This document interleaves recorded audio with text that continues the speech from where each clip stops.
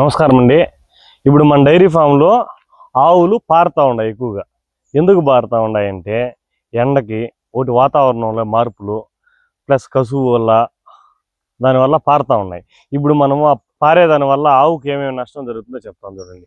ఎక్కువ పారిందంటే calcium dull అవుతుంది, ఆవు పడుకుంటే లేలేదు, పాలు తగ్గుతాయి, ఇవంతా ఉంటాయి.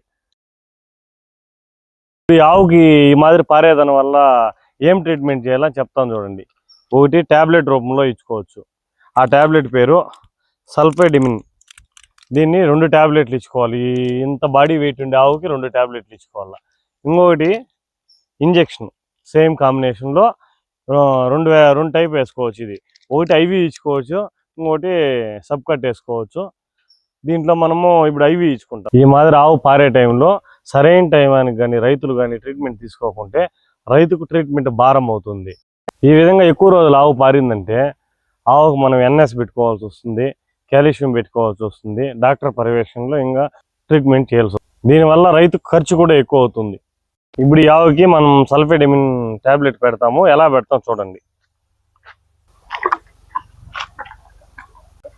2 ట్యాబ్లెట్లు వేసాము ఆవుకి. ఇప్పుడు మన ఫామ్లో ఉండే మేజర్ ప్రాబ్లం ఆవుల్లో ఇది ఒకటే, ఆవు పారడం.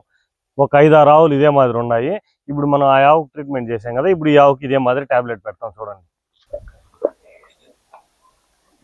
మనకి పారేయడం వల్ల ఆవులు పాలు దిగుబడి చాలా తగ్గింది. ఇంకొన్ని రోజులు ఉంటే వల్ల మనకు ఆవుకి పూటకి 3 లీటర్ల పాలు దిగుబడి తగ్గిపోయింది. మనకి ఆవు కూడా కొంచెం ఇబ్బంది వస్తుంది. మా 2 ఆవులకి టాబ్లెట్స్ రూపంలో ఇచ్చిన, ఈ ఆవుకి ఇంజక్షన్ రూపంలో ఇస్తున్నాము. 15 ml సల్ఫేడిమిన్ ఇంజక్షన్. మనం నరం కూడా ఇచ్చుకోవచ్చు ఇక్కడ, కానీ మనం ఇప్పుడు ఇచ్చిండేది కండకి ఇచ్చినాము.